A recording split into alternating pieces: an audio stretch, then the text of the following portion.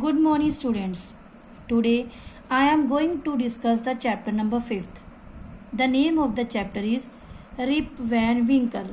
ये जो chapter है Rip Van Winkle के बारे में है. We have already discussed the summary of this chapter. Now we will start the reading. Now listen. Many years ago, at the foothills of the Catskill Mountains, was a little village. In the village lived a simple, good-natured fellow named Rip Van Winkle. He was a kind neighbor, ready to help anyone. बहुत time पहले की बात है कि कार्टस्किल mountains पे एक छोटा सा विलेज था. उस विलेज में रिप वैन विंकल नाम का एक आदमी रहता था जो कि सिंपल, गुड नेचर होता है, अच्छे स्वभाव वाला. सिंपल था वो, अच्छे स्वभाव वाला था. काइंड नेबर, दयालु पड़ोसी था. और रेडी टू हेल्प एनीवन, और सबकी वो हेल्प करता था. Everyone in the village liked him. हर एक जो पर्सन था विलेज का वो उसको लाइक करता था. The children of the village shouted with Joy. Shouted with Joy होता है खुशी से चिल्लाना. वेन एवर दे सा हिम. इवन कि वहाँ के जो बच्चे थे विलेज के वो भी खुशी से चिल्लाते थे जब उसको देख लेते थे. क्यों? Because he played with them. He taught them to fly kites and shoot marbles and told them long stories. Marbles क्या होते हैं? छोटे छोटे जो पत्थर से होते हैं खेलने के लिए, जो बॉयज खेलती हैं. क्यों? क्योंकि वो उनके साथ खेलता था, बच्चों के साथ. उनको पतंगे उड़ाना सिखाता था और उनके साथ क्या खेलता था? मार्बल्स. और उनको स्टोरीज भी सुनाता था. कौन? रिप वैन विंकल बच्चों को.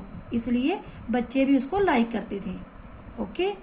The only problem with Rip was that he was very lazy. He did not no work on his own farm and just idled away his time. सिर्फ उसकी एक ही प्रॉब्लम थी रिप वैन विंकल की कि वो लेजी था. Lazy means सुस्त, जो एक्टिव नहीं होते. और वो अपने फार्म होता है खेत, अपने खेतों में कोई भी काम नहीं करता था. जस्ट आइडल वे. अब आइडल वे होता है रेस्टेड. इसका मीनिंग क्या है? Just idle away his time, कि वो हमेशा ही रेस्ट करता रहता था. मीन्स कि कोई भी वो काम नहीं करता था. क्यों? क्योंकि वो बहुत लेजी था, इसलिए वो अपना टाइम वैसे ही स्पेंड करता था. His fences were falling to pieces. His cow was going astray. Weeds grew on his farm. Fence होता है बेटा, जैसे खेतों को चार दीवारी करते हैं ना हम, रेलिंग जिसको बोलते हैं, वो होती है. उसके जो खेतों की जो रेलिंग थी वो भी टूटी पड़ी हुई थी. उसकी जो कौ थी, एस्ट्री होता है बेटा मूविंग हेयर एंड देयर, कि बिना वजह से उसकी जो कौ है कभी इधर जाती थी कभी उधर जाती थी. क्या मीन उसका? कि वो इतना लेजी था कि वो उसकी केयर भी नहीं करता था. वीड्स होते हैं जो यूजलेस प्लांट्स. उसके फार्म में ऐसे कई प्लांट्स उगे हुए थे जो यूजलेस थे, वो उनको भी नहीं उखाड़ता था. मीन्स कि वो इतना लेजी था कि वो अपने फार्म में कोई भी काम नहीं करता था. Okay. Rip's constant companion. Companion आपको पता है क्या होता है? Partner. Was his dog named Wolf. उसका सिर्फ एक ही पार्टनर था, डॉग था वो, और इसका नाम क्या था? Wolf. To avoid work he would walk away into the forest with his dog. To avoid work, अपने काम को अवॉइड करके, इग्नोर करके वो अपने डॉग के साथ कहाँ जाता था? फॉरेस्ट में, जंगलों में. वन डे क्या होता है? One day Rip just walked on and reached the highest part of the mountains. ऐसे एक दिन क्या होता है, वो अपने डॉग के साथ माउंटेन्स के ऊपर जाता है.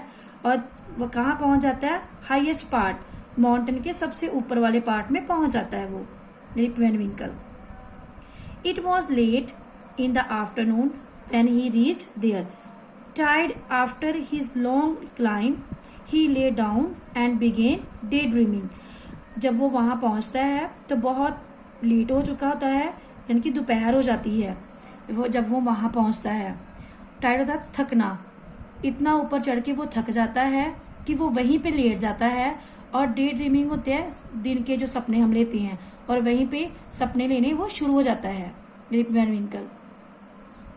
It was soon evening and he realised it would be night by the time he reached his village. अब शाम का टाइम हो गया था और उसने क्या रियलाइज किया कि बहुत जल्दी ही रात हो जाएगी और जब मैं विलेज में पहुंचूंगा, यानी कि रात हो जाएगी, वो विलेज में नहीं पहुंच पाएगा। अब वो इतना ही सोच रहा होता है, सडनली अचानक क्या होता है, he heard a voice calling out. इतना वो माइंड में सोच ही रहा होता है कि रात हो जानी है, तो उसको एक आवाज आती है, Rip Van Winkle, Rip Van Winkle. He looked around and saw a short old man with thick hair and a grizzled beard walking towards him with a barrel. Grizzle होता है ग्रे कलर की, जो white colour की Baird, दाढ़ी उसकी, और barrel मैंने आपको पहले बताया जो वुडन कंटेनर होता है। उसको एक बूढ़ा, छोटी सी हाइट वाला एक बूढ़ा आदमी होता है जिसकी वाइट कलर की दाढ़ी होती है, और वो उस बैरल को पकड़ के आ रहा होता है। वो उसको कहता है, क्या कहता है, he made signs to help him carry the barrel.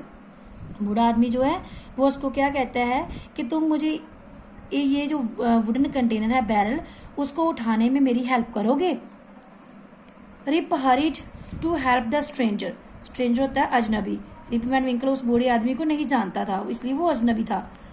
Who caught his hand tightly. फिर भी जो रिप वैन विंकल है वो बूढ़े आदमी की हेल्प करने के लिए रेडी हो जाता है और दोनों ही बैरल को पकड़ लेते हैं कसकर। Together they reached a place where there were some more old looking man playing nine pins. Nine pins मैंने आपको पहले बताया था, वो बेटा गेम होती है जिसमें बहुत सारी बॉटल्स होती हैं और बॉल के साथ हम थ्रो करते हैं, उसको हम बोलते हैं नाइन पिन्स। वो दोनों ही वहां पहुंच जाते हैं जहां पे और भी मैन होते हैं, ओल्ड लुकिंग, बड़े अजीब से दिखने वाले, और क्या वो कर रहे होते हैं, गेम खेल रहे होते हैं नाइन पिन्स।